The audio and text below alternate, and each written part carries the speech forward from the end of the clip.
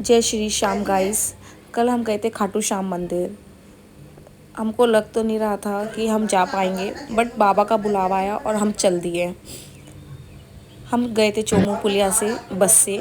Then हम पहुँचे खाटू श्याम मंदिर और वहाँ इतनी भीड़ थी जिसकी कोई हद नहीं है। वहाँ पानी की सेवा, खाने पीने का बहुत सेवा करी जा रही थी लोगों की। और यहाँ पे डेकोरेशन भी बहुत सुंदर हुआ हुआ था।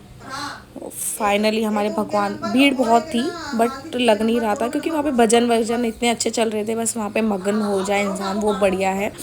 और मैं तो मगन हो भी गई थी भजनों में। तो फिर वहाँ चलते गए, फिर वहाँ पे गार्ड्स वगैरह थे, वो फ़ोन बार बार बंद करवा रहे थे। देखिए मैं तो मग्न हो गई थी बिल्कुल भजनों में, संगीतों में। फाइनली हमारे दर्शन हुए खाटू श्याम बाबा के। और ऐसा लग रहा था कि भगवान इतने सुंदर लग रहे थे जिसकी कोई हद नहीं है। फिर हम गए तोरण द्वार पे हमको ही दिखा। फिर हम वहाँ पे एक लेडीज़ थी, वो फ्री सेवा कर रही थी। खाटू, वो लड्डू गोपाल की पोशाक की सेवा कर रही थी।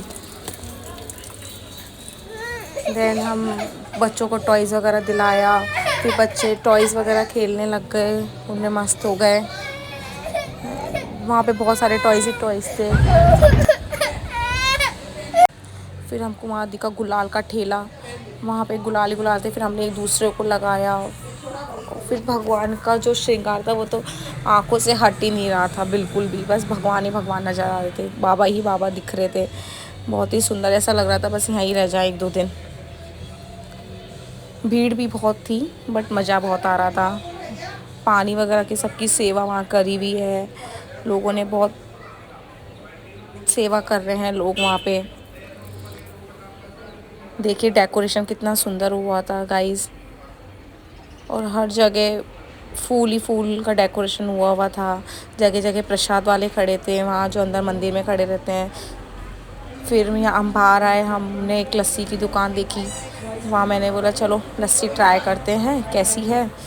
और यहाँ पे यात्राएं भी निकल रही थी और भी यात्रा आ ही रही थी निशान ले लेके।